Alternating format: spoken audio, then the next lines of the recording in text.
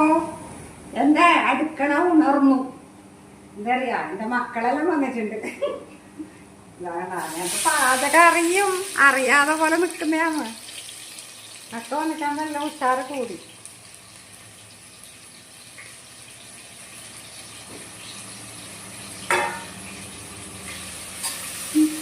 നെയ്ച്ചോറും ചിക്കൻ കറി.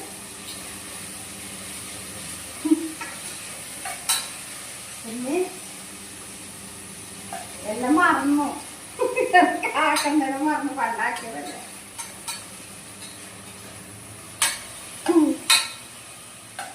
ഇത് കാണിച്ചാൽ ഞാൻ പകുതി തിന്നാൻ പോകുന്നു.